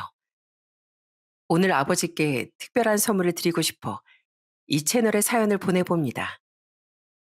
아버지 듣고 계시죠? 쑥스럽지만 그동안 표현하지 못했던 마음을 이렇게라도 전해볼게요. 저와 여동생은 유독 엄마와 똑 닮은 외모 때문에 어디 가도 엄마 잃어버리진 않겠다는 말을 듣고 자랐습니다. 하지만 전 그 점이 조금 불만이었어요. 물론 엄마도 예쁘시지만 제 눈엔 저희 아버지가 제일 멋져 보였거든요. 그래서 어린 마음에 아버지를 닮고 싶은 마음이 있었습니다. 엄마, 아빤 키도 크고 코도 오똑한데 나는 왜 안 그래? 난 왜 아빠랑 안 닮았어? 안 닮긴. 너 아빠랑 입맛도 똑같고 자는 자세까지 똑같잖아. 너 어릴 때 네 아빠랑 똑같이 옆으로 누워서 자는 거 보면 얼마나 엄마가 웃음이 난 줄 아니? 둘이 아주 붕어빵이야, 붕어빵. 엄마의 말씀을 듣고 보니까 얼굴 빼곤 아버지랑 닮은 구석이 많은 것 같았어요. 하지만 전혀 다르게 생긴 얼굴은 여전히 고민거리였죠. 자세히 보면 제 동생도 아버지를 하나도 닮지 않았거든요. 언니는 왜 아빠랑 똑같이 생기고 싶어? 아빠 머리도 짧고 수염도 있고 엄마보다 배도 이렇게 나왔는데. 아유, 꼬맹이 너 몰라. 잘 봐. 엄만 키도 작고 코도 작잖아. 나도 너도 그렇고. 아, 우리가 아빠를 닮았으면 얼마나 좋았을까? 그러다 제가 초등학교 3학년이 됐을 때 아버지와 전혀 닮지 않았던 이유를 알게 되었어요. 주연아, 이리 와서 앉아봐. 오늘 엄마 아빠가 너한테 꼭 중요하게 해줄 말이 있어. 이젠 너에게 이 이야기를 들려줄 때가 된 것 같구나. 그래, 우리 딸. 아빠가 오늘 주연이한테 해주고 싶은 얘기가 있어. 우선 이야기 전에 우리 딸한테 꼭 해주고 싶은 말이 있단다. 아빠는 어떤 상황이 와도 우리 딸들, 그리고 네 엄마를 세상에서 제일 사랑해. 그거 하나만큼은 꼭 알아줬으면 좋겠다. 전 대체 무슨 얘기를 하려고 이렇게 진지하게 말씀하시나 궁금했습니다. 그리고 부모님이 가슴에 담아두었던 이야기를 듣고 큰 충격을 받고 말았어요. 사실 아빤 널 낳아준 친아버지가 아니란다. 많이 놀랐지? 주연이 네 친아버진 네가 3살이던 무렵에 큰 병을 앓으셨어. 그리고 그해 겨울 하늘나라로 떠나셨단다. 당시 10살이던 전 아버지가 대체 무슨 말씀을 하시는 건지 머릿속이 하얘지고 아무 생각도 들지 않더라고요. 아버진 연신 제 표정을 살피시며 계속 말씀을 이어나가셨어요. 네가 이제 겨우 유치원 다니고 네 동생 주은이가 막 돌이 지났을 때 네 엄마랑 내가 처음 만났다. 엄마 손을 붙잡고 내게 방긋방긋 웃어주는 널 처음 보는 순간 이상하게 이 아빠 가슴이 뜨거워졌어. 그리고 난 결심했단다. 이 아이들의 아빠가 되어야겠다고. 그리고 그 마음은 단 한 번도 변한 적이 없어. 아버진 고개를 떨군 채 한참을 말을 잇지 못했습니다. 그러다 조심스럽게 제 손을 꼭 잡으시며 다시 말씀하셨어요. 혹시 지금 놀랐을 수도 있고 서운할 수도 있겠지만 넌 언제나 나의 자랑스러운 딸이야. 세상 그 누구보다도 소중하고 가장 사랑하는 존재. 내가 너희들의 아빠라는 사실은 앞으로도 영원히 변치 않을 거란다. 이 아빤 끝까지 우리 딸들 곁을 지킬 거야. 그제야 전 아버지와 하나도 닮지 않았는지, 아기였던 시절 왜 사진에 아버지가 없었는지 그 이유를 알게 되었어요. 아버진 많이 놀란 절 꼭 껴안아 주셨습니다. 그때 아버지의 심장박동 소리가 어찌나 크던지 오히려 가장 놀란 사람은 아버지 같았어요.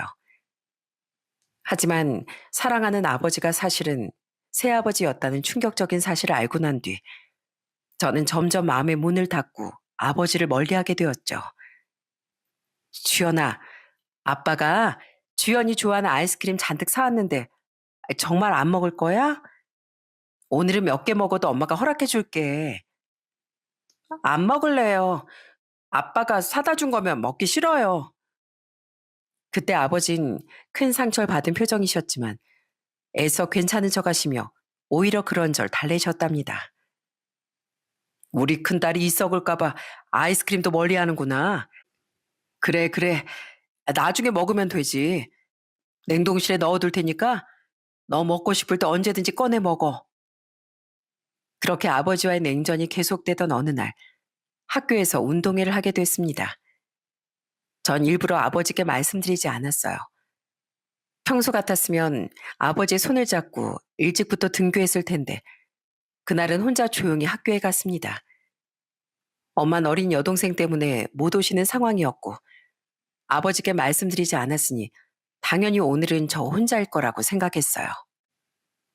그런데 막상 친구들이 부모님 손을 잡고 하나둘씩 교문을 지나오자 괜히 더 서운하고 쓸쓸한 마음이 들어서 혼자 운동장을 기웃거리고 있었습니다. 그런데 그때 멀리서 제 이름을 부르는 소리가 들려왔어요. 주연아, 아빠야. 아빠가 좀 늦었지? 아이, 그러게 왜 진작 말하지 않았어. 하마터면 우리 딸 운동회인 것도 모르고 지나갈 뻔했잖아. 저는 아버지 얼굴을 보자 눈물이 찔끔 나오더라고요. 저도 모르게 아버지를 기다리고 있었나 봐요. 하지만 어렸던 전 제 생각과 다르게 또 한 번 아버지께 상처되는 말을 내뱉었습니다. 여긴 왜 왔어요? 그냥 가요. 내 진짜 아빠도 아니면서. 주연아, 내가 왜 네 아빠가 아니야? 아빠가 말했지? 누가 뭐래도 난 네 아빠라고. 그냥 가라고요. 이러다가 친구들 볼까 봐 창피하다고요. 그냥 가요. 가버려요. 전 급기야 얼른 가버리라며 아버지의 등을 떠밀었습니다. 결국 아버진 들고 오셨던 도시락을 제 손에 쥐어주시며 발길을 돌리셨어요. 딸, 그래도 밥 잘 챙겨 먹고 엄마가 주연이 좋아하는 계란말이랑 소세지 잔뜩 싸줬으니까 꼭꼭 씹어 먹어. 아빤 갈게. 아버진 그렇게 쓸쓸히 등을 돌리셨고 아주 느린 걸음으로 교문을 빠져나갔습니다. 저는 그런 아버지를 보고 싶지 않아 뒤돌아서 엉엉 울었어요.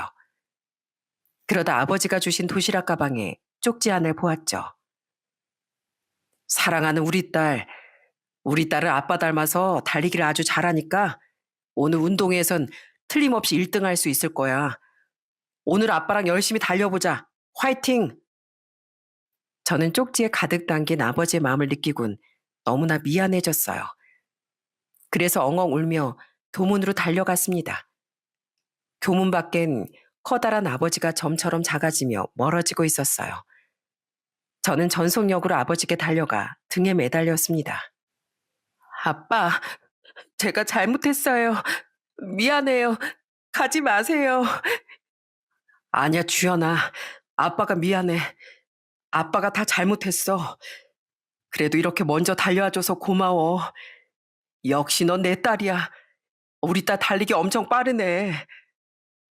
아버진 그런절 안아주셨고 우리 부녀는 서로 끌어안고 한참이나 오열했습니다. 그리고 나란히 학교로 돌아가 도시락도 나눠 먹고 운동 경기도 열심히 참여했죠. 그때 메달을 2개나 받았는데 그 메달이 지금까지도 제 보물 중에 하나랍니다.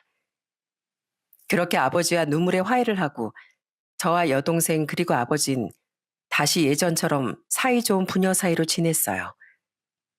그러다 제가 중학생이 됐을 무렵 아버진 조심스럽게 지난 과거에 대해 말씀해 주셨습니다. 주연아, 사실 이 아빠한텐 너보다 훨씬 나이가 많은 딸이 한 명 있었어. 지금 그 아이가 살아있었다면 아마 큰언니가 됐겠구나. 사실 아버지에겐 사랑하는 아내와 딸이 있었답니다. 불행히도 교통사고로 아내와 딸이 한날 한시에 세상을 떠나게 되었고 아버지 무려 10년 동안 사람 만나는 걸 피하며 혼자 쓸쓸하게 지내셨대요. 아빤 그때 아내와 딸아이를 떠나보내고 혼자 살아남은 게 너무나 죄스러웠어. 그래서 혼자 자책도 많이 하고 날 혼자 남겨둔 하늘을 원망하기도 했단다.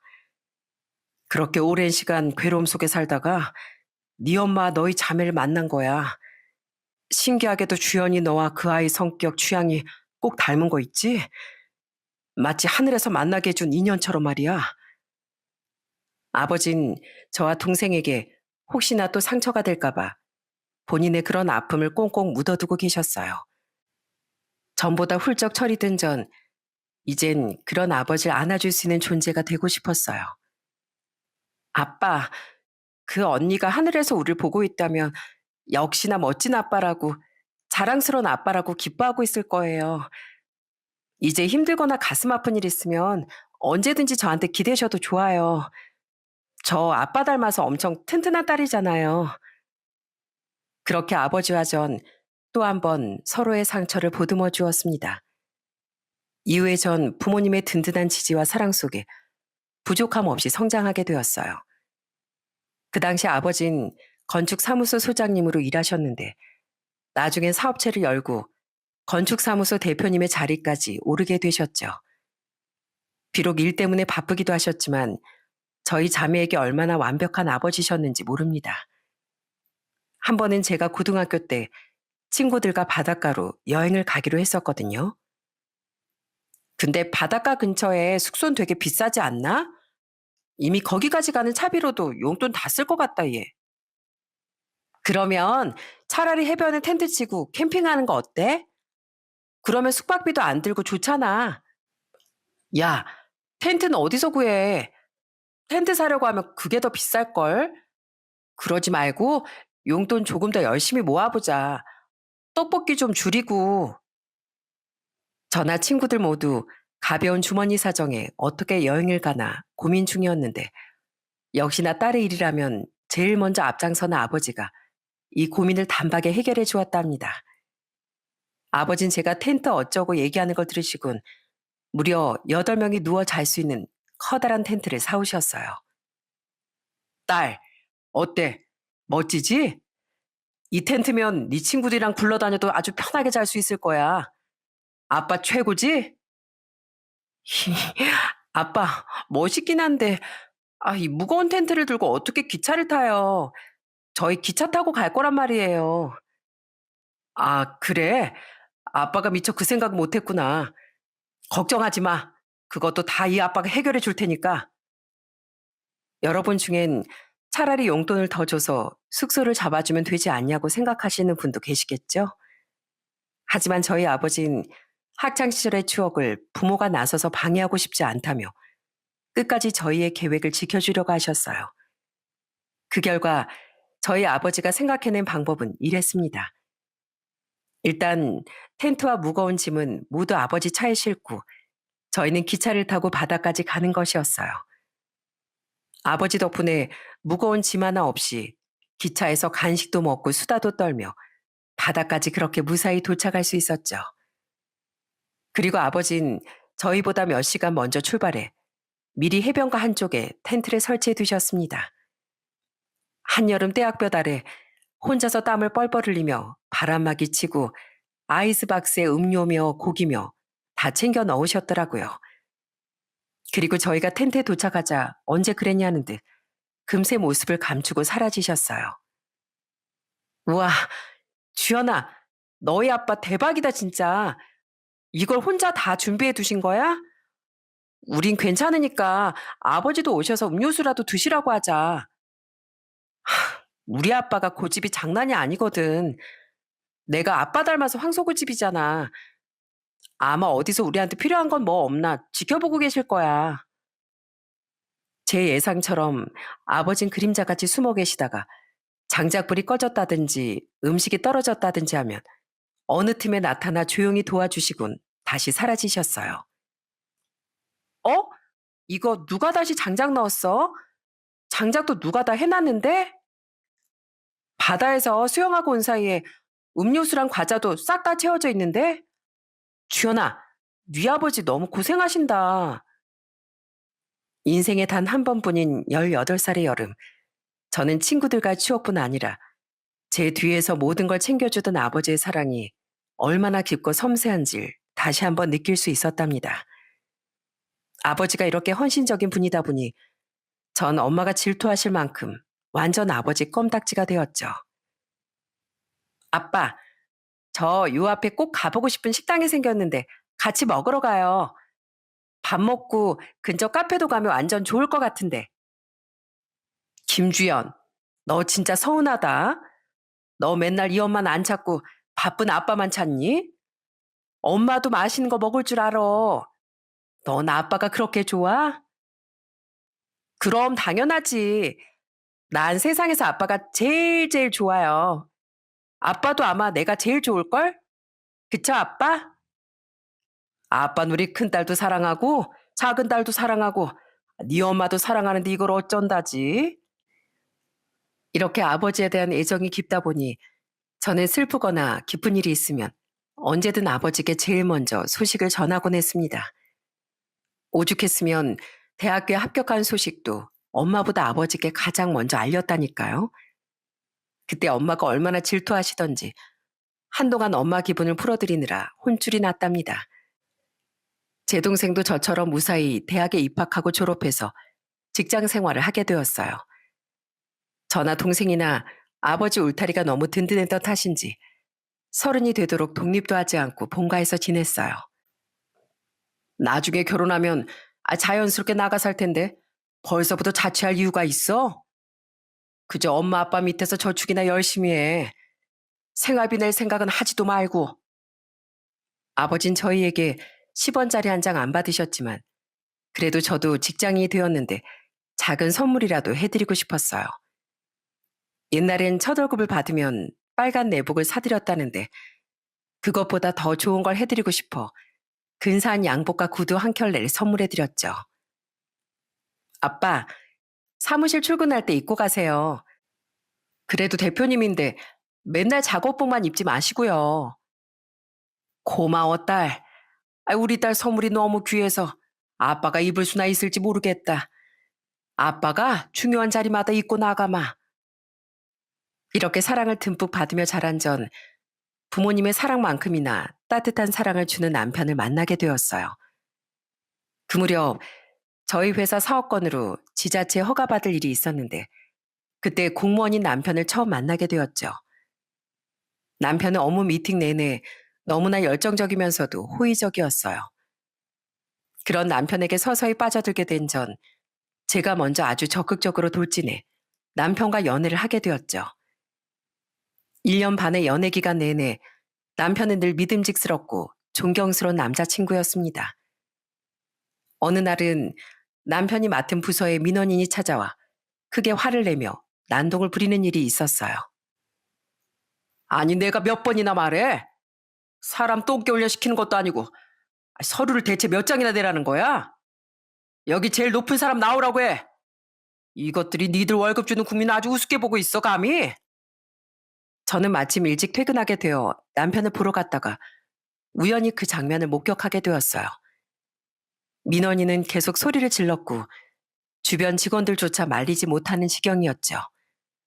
하지만 그 상황 속에서도 남편은 목소리를 높이지 않고 민원인에게 차분하게 관련 규정과 대안을 하나하나 설명해 드리더군요. 시간이 지나자 민원인의 표정도 서서히 누그러져 갔고요.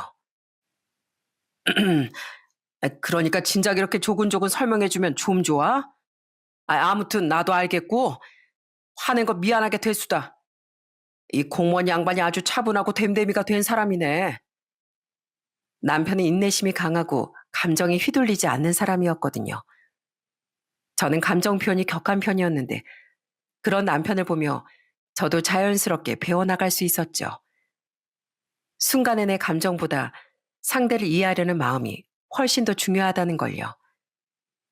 그렇게 남편과 연애 끝에 결혼을 결심하게 되었고 자연스럽게 양가 부모님을 만나게 됐습니다. 처음 남편의 부모님을 만나 뵙기로 한 날, 저는 미리 어떤 질문을 하실지 머릿속으로 상상해보며 나름 예상 답변을 준비해 갔어요. 하지만 시부모님이 제 예상을 뛰어넘는 훨씬 많은 질문을 하시는 바람에 꽤나 진땀을 흘리고 말았습니다. 예비 시어머니는 아주 자상하신 편이었지만 예비 시아버지는 굉장히 꼼꼼하고 집요한 분이었어요. 그래, 우리 예비 며느리 직업이 어떻게 된다고? 네, 아버님. 저 그냥 작은 회사 다니는 회사원이에요. 처음엔 이렇게 누구나 예상할 만한 질문이었어요. 하지만 시간이 갈수록 대답하기 힘든 질문이 쏟아지더라고요.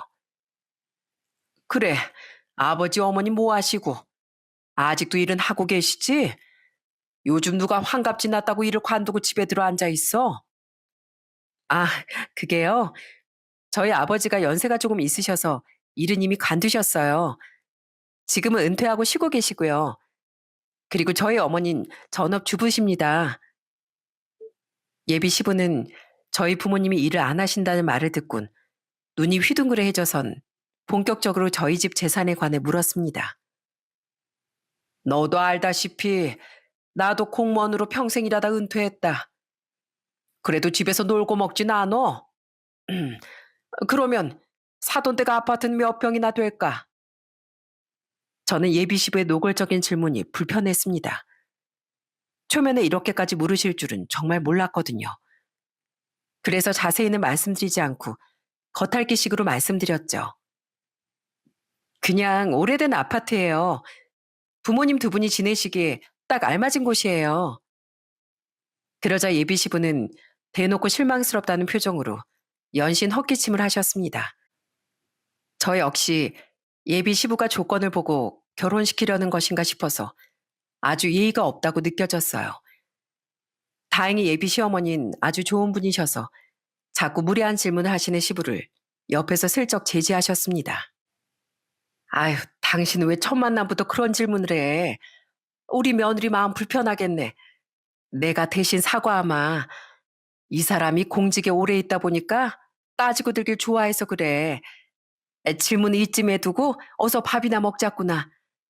내가 우리 며느리 좋아한다는 메뉴만 준비해뒀어.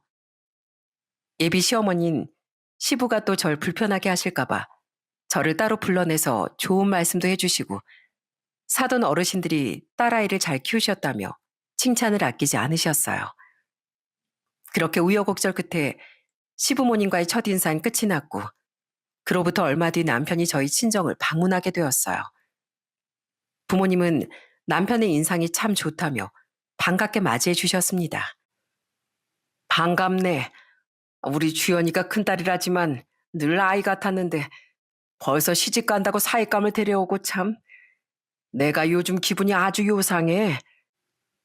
그래도 자네를 실제로 보니 주연이 말처럼 듬직한 사내로구만. 반가워요, 형부. 참, 형부라고 불러도 되죠? 저 솔직히 언니가 어떤 사람을 데려올지 궁금했거든요. 언니가 완전 아빠 껌딱지라 평생 아빠 옆에서 산다고 할 줄 알았는데 그래도 이렇게 멋진 형부를 데려온 거 보니까 마음이 놓이네요. 앞으로 잘 부탁드려요. 반갑게 맞이해 주셔서 감사합니다.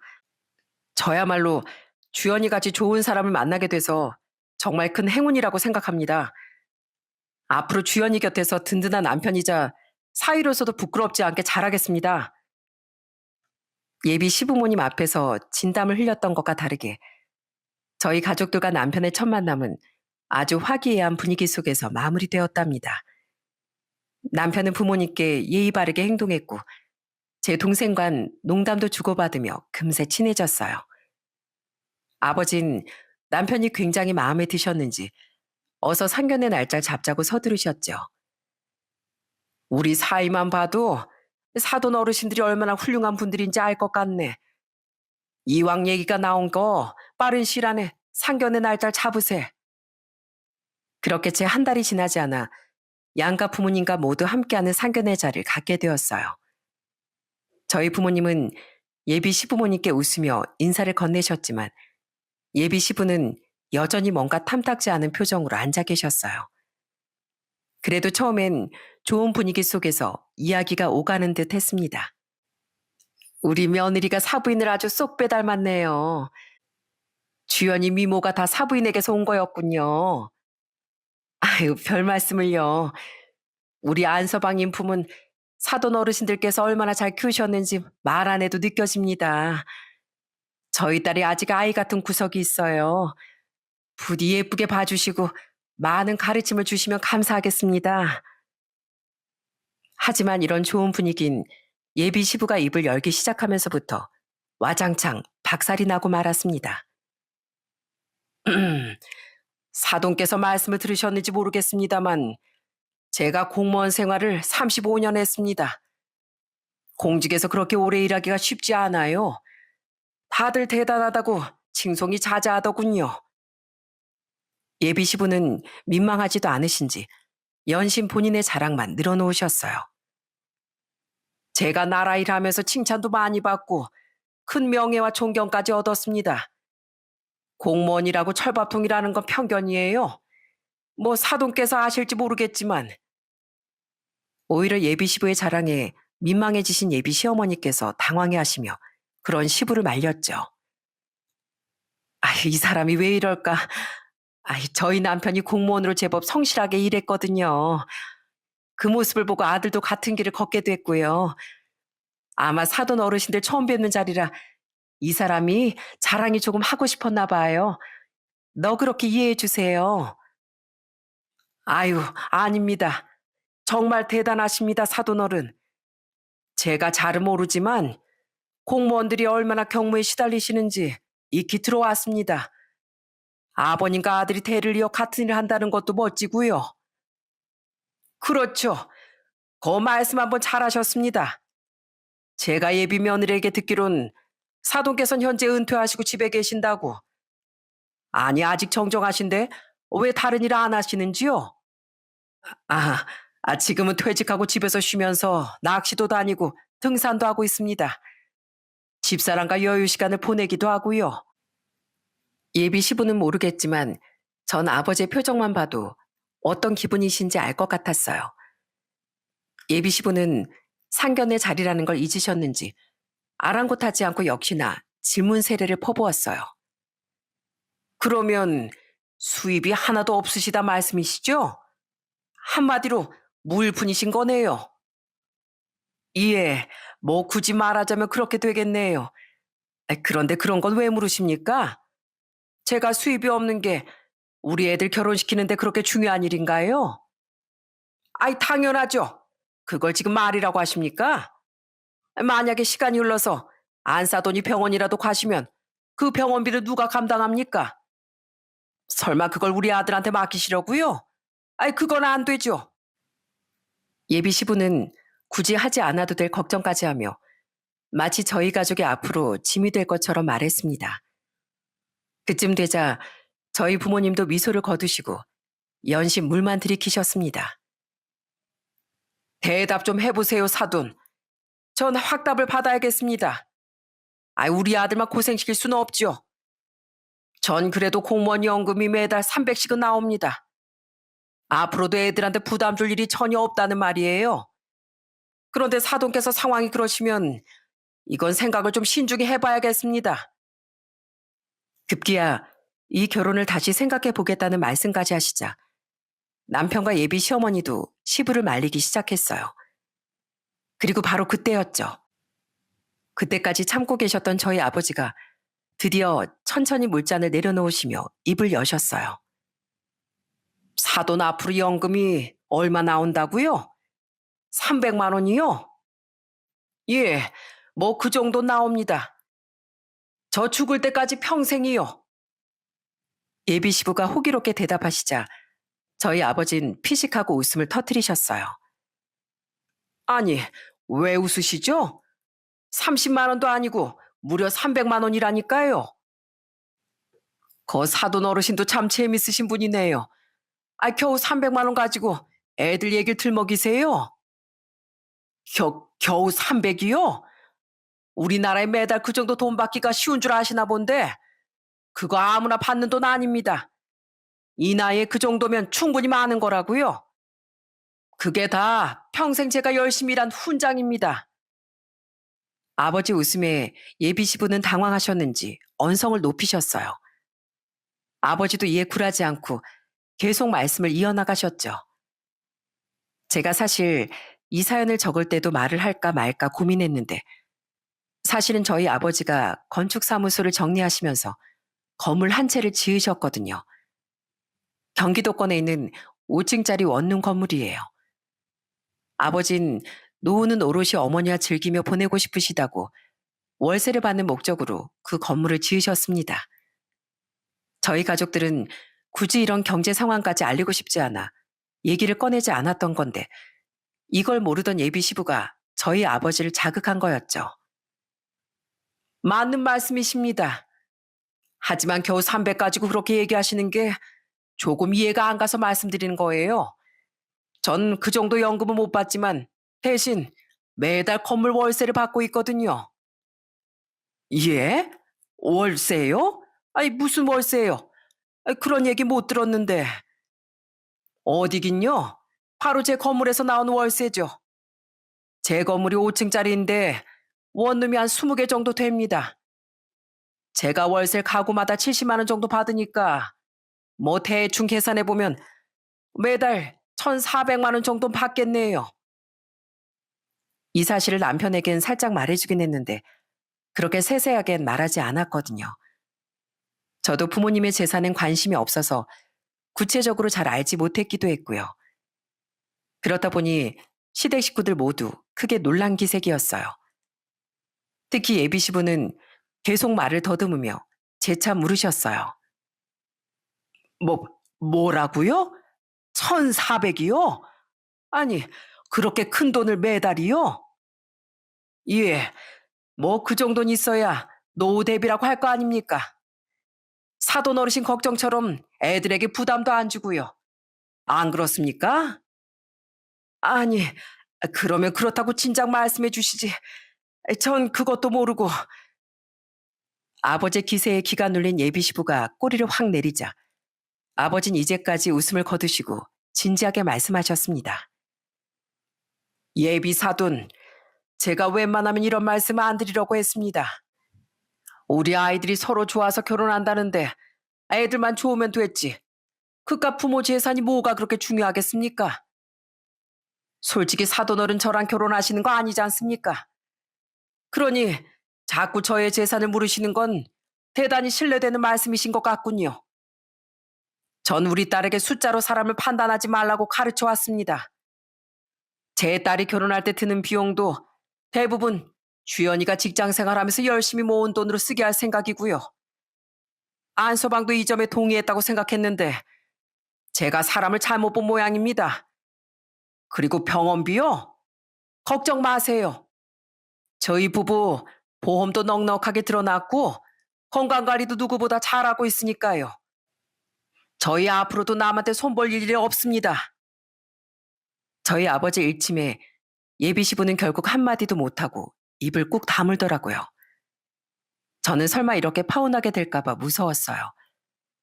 그러던 그때 갑자기 예비 시어머니께서 자리에서 일어나 저희 부모님 앞에 90도로 고개를 숙이며 사과를 하시는 게 아니겠어요? 죄송합니다, 사돈 어르신, 사부인. 저희 남편이 큰 결례를 범하는 걸 제가 말렸어 했는데 그러질 못했습니다. 부디 남편의 무례함을 용서하세요. 이 사람이 공직 생활을 오래 하다 보니 보수적인 면이 많습니다. 저희가 큰아들인 정수에게 워낙 기대를 많이 하고 의지를 하다 보니까 괜히 더 조급한 마음에 앞서 나간 것 같습니다. 하지만 정수는 못난 부모보다 더 좋은 아이고 주연이와 진심으로 서로를 아끼며 예쁘게 사랑하고 있습니다. 두 아이의 마음이 다치지 않게 저희가 더 현명했어야 했는데 그러지 못했던 점 깊이 사과드립니다. 예비 시어머니는 진심으로 저희 가족에게 사과를 하셨어요. 시어머니가 고개까지 숙이고 연신 죄송하다고 말씀하시니 저희 부모님도 한동안 침묵을 지키시다가 결국 사과를 받아주셨어요. 예비 시부도 그제야 그렇게까지 무례한 질문하신 속마음을 털어놓으셨고요. 제가 너무 무례했습니다. 그러니 부디 용서하세요. 요즘에 워낙 자식들 결혼시키면서 사기꾼들도 많고 자식들한테 의지해서 등골 빼먹는 못난 부모도 많다고 하니 제가 지레 겁을 먹은 것 같습니다. 그동안 제가 너무 안 좋은 소식만 들어서 이 자리가 어떤 자리인지도 모르고 그만 신뢰되는 말씀을 드렸습니다. 부디 노여움 풀어주셨으면 좋겠습니다. 저도 아이들 키우면서 그저 자식들 행복하게 살기만을 바라는 아버지입니다. 사돈어른, 그렇게 말씀해 주시니 저희도 마음을 풀겠습니다. 저희 역시 부모로서 자식이 좋은 사람 만나 행복하게 사는 것만큼 바라는 거 없습니다. 서로 방식은 달라도 마음만은 같은 걸 알았으니 오늘 일은 그냥 웃으며 넘어가기로 하지요. 저흰 괜찮습니다, 사돈어른. 우리 아이들 앞날에 좋은 일만 가득하게 우리 어른들이 든든하게 뒤에서 받쳐줘야죠. 이렇게 좋은 날 서로 싸워서야 되겠어요. 그렇게 어색했던 분위기는 조금씩 누그러졌고 결국 상견례 자리는 따뜻한 인사와 웃음으로 마무리되었습니다. 나중에 결혼식을 올리고 시어머니께 들었는데 시부의 욱한 성격과 말실수 때문에 몇 번이나 위기가 있었다고 하시네요. 내 얼굴에 먹칠하는 것 같지만 앞으로 네가 오해하지 않았으면 해서 말해주는 거란다. 네 시아버지가 워낙 고집이 세고 독단적이잖니. 그래서 나도 몇 번이고 갈라설 뻔했다. 정말요? 어머님 아버님 두 분 너무 잘 지내시길래 전혀 몰랐어요. 그나마 지금은 네 시아버지가 은퇴도 했고 힘이 다 빠져서 그런 거지. 예전엔 더하면 더했지. 이제 은퇴하곤 경제권도 내가 다 관리하고 연금, 주식, 보험도 내 허락 없인 한 푼도 못 건드려. 내가 봤을 땐 나한테 경제권 다 주고 가진 게 아무것도 없으니까 괜히 더 있는 척 하려고 그랬던 것 같은데 내가 상견례 이후로도 그이한테 엄청 뭐라고 해뒀다. 그러니까 앞으로 두 번 다신 그런 일 없을 거야. 정말 시어머니 말씀처럼 막상 결혼하고 나니 시부는 제 눈치도 많이 보시고 언성 한번 높이시는 법이 없으세요. 오히려 저에게 하나라도 더 잘해주시려고 안절부절 못하신다니까요. 새아가 뭐 필요한 거나 먹고 싶은 건 없니? 아니 물론 네 시어머니 승인이 떨어져야겠지만 그래도 필요한 게 있으면 언제든지 말하렴. 우리 며느리에게 무엇이든지 다 해주고 싶구나. 전 처음엔 이런 시부가 어색하고 조심스러웠어요. 하지만 저를 생각해 주시는 따뜻한 마음이 조금씩 전해지면서 저도 자연스럽게 마음을 열게 되었답니다. 때로는 사람이 변화할 수 있다는 걸 가족이 되어가는 과정 속에서 깨닫고 또 배워가고 있는 것 같습니다. 남편과 시어머니는 여전히 가장 든든한 제 편으로 있어 주시고요. 제가 몇 년 전에 큰아이를 낳았는데 그때 저희 엄마만큼이나 시어머니께서 많은 도움을 주셨어요. 옛날 어르신들이 하늘이 노을해져야 그때 아이가 나온다고 하잖니. 한 생명을 낳고 기른다는 건 정말 쉬운 일이 아니란다. 그래서 옆에서 집안 어른들이 다 발벗고 나서서 도와줘야 하는 거고. 나도 자식 낳아봤지만 그 고통은 겪어본 사람만 알지. 정말 고생 많았다 우리 며느리. 시어머님은 제가 아이를 키울 때도 얼마나 열성적으로 도와주셨는지 모릅니다. 오죽하면 저희 엄마한테 시어머니 고생 좀 그만 시키라고 제가 혼날 정도였어요. 넌 아무리 사부인이 괜찮다고 하셔도 그렇지. 그러면 안 되지. 집에 매번 와서 애도 봐주시고 반찬까지 해주신다며? 아이, 사부인도 연세가 있으신데 지치지 않으시겠어? 적당히 좀 해, 적당히. 엄마, 아이, 저도 어머님 힘드실까봐 얼마나 조심하고 있는데요. 자주 죄송하다고 말씀드리고 최대한 부탁 안 드리려고 하는데, 아, 글쎄 어머님이 먼저 전화하셔서 매번 괜찮다고 하시네요.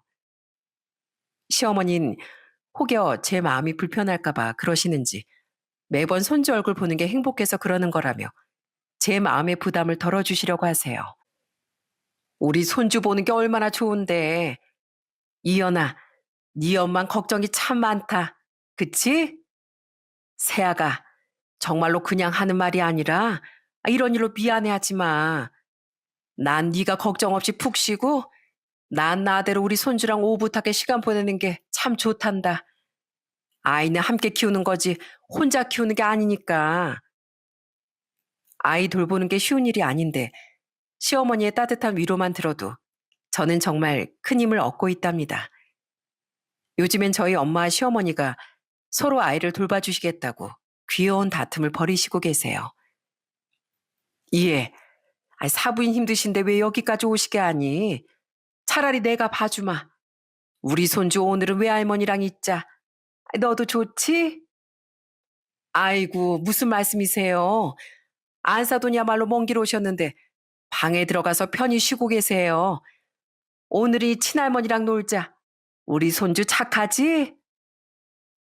이럴 때 보면 저도 저희 아이도 참 복받은 것 같습니다. 요즘엔 엄마랑 시어머니께서 엄청 친해지셔서 같이 마트도 다니고 쇼핑도 다니시는 것 같더라고요. 남편도 저도 엄마가 두 명이 된 것 같아 참 든든하고 행복한 마음이 들어요. 이젠 서로 어찌나 잘 통하시는지 제가 오히려 끼어들 틈이 없을 정도랍니다. 가끔은 두 분이 저희 부부 흉도 보시고 손주 얘기로 깔깔 웃으시는 모습을 보면 이게 가족이구나 싶을 때가 많답니다. 사부인, 아유, 말도 마세요. 우리 딸이 어찌나 말갈량인지. 글쎄 고등학교 때 친구들이랑 여행을 가겠다고 난리를 부려서 얘 아빠가 바다까지 짐 들고 쫓아갔다니까요. 아이고, 우리 며느리가 그때도 성격이 발랄했군요. 우리 정순 무뚝뚝해서 애교도 없고 재미도 없는 아들이에요. 그래서 주연이 같이 살건 며느리를 만난 게 천운이네요. 이렇게 사이가 좋아진 건 두 어머니뿐만이 아닙니다. 사실 저희 아버지와 시부는 꽤 오랜 시간 서먹한 사이를 유지했어요. 서로 앙금까지 있던 건 아니지만 그래도 상견례 자리에서 다툼이 있었으니까요. 하지만 시간이 약이었는지 서로에 대한 오해가 풀린 아버지와 시부도 꽤 가까운 사이로 지내고 계십니다. 가끔은 두 분이 술자리도 하시고 남편까지 해서 셋이 낚시도 갔다 오고요. 한 달에 한 번은 집에 다 같이 모여 삼겹살도 구워 먹곤 합니다. 그때마다 얼큰하게 취하신 두 아버님이 서로 주거니 받거니 소주잔을 기울이세요. 그러면서 속마음도 털어놓으시고요. 사돈, 그때 애들 결혼 전에 상견례 때 저 많이 미우셨죠? 저라도 저 같은 사돈이면 자식들 결혼시키기 싫으셨을 것 같아요. 사돈도 참, 아직도 그 얘기를 하십니까? 전 충분히 이해합니다. 사돈이 공무원으로 일하시면서 셈도 빠르시고 무엇보다 저보다 더 많은 사람을 만나보셨을 테니 당연히 걱정도 많으셨을 거라 생각합니다. 지난 얘기니 술잔에 다 털어버리시고 우리는 앞으로도 애들만 생각하고 살자고요. 사돈 술 한 잔 더 받으시지요. 두 분의 술자리가 깊어질수록 저희 가족들의 정도 깊어져 가는 것 같습니다. 앞으로도 양가 부모님 모두 건강하게 오래도록 서로에게 든든한 친구이자 가족으로 지내주셨으면 하는 바람이에요. 아버지는 가끔 제게 행복하냐고 물으세요. 그러면 전 이렇게 대답하죠. 그럼요. 너무너무 행복하죠. 제가 누구 딸인데요? 바로 아빠 딸이잖아요. 지금의 제 행복도 우리 가족의 행복도 다 아빠 덕분이에요. 사랑해요, 아빠. 나도 네가 내 딸이라 정말 행복하단다. 내 딸이 돼줘서 고맙다 주연아.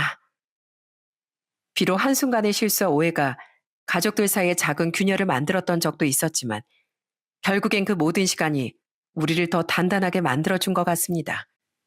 이젠 시부도 당신의 잘못을 인정하셨고 지금은 누구보다 다정하신 시아버지이자 제 아이의 할아버지시니까요. 전 앞으로도 쭉 이 소중한 관계를 오래도록 지켜나가고 싶습니다. 살다 보면 서로 다투고 때로 상처를 주는 날도 있겠지만 우리 가족은 그 모든 시련을 경험하고 이겨냈던 씩씩한 가족이니까요. 앞으로도 잘 해낼 거라고 믿으려고요.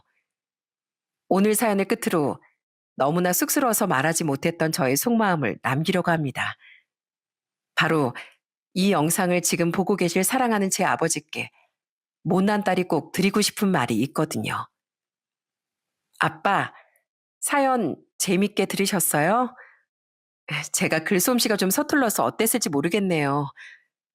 그래도 아빠를 사랑하는 제 마음이 전해졌길 바래요.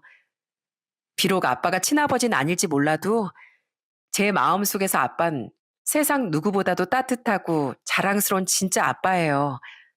그거 아시죠? 지금의 제가 있기까지 한결같이 품어주신 아빠의 사랑, 저 평생 잊지 않을게요. 살면서 힘들 때마다 등을 내어주시던 아빠의 넓은 어깨가 저에겐 세상의 전부였거든요. 아빠의 딸로 살 수 있어서 전 참 복이 많은 사람이에요. 그러니까 부디 오래오래 제 곁에 계셔주세요. 아직도 아빠한테 드리지 못한 게 너무 많거든요. 사랑합니다, 우리 아빠. 늘 건강하세요. 지금까지 제 사연 들어주셔서 감사합니다.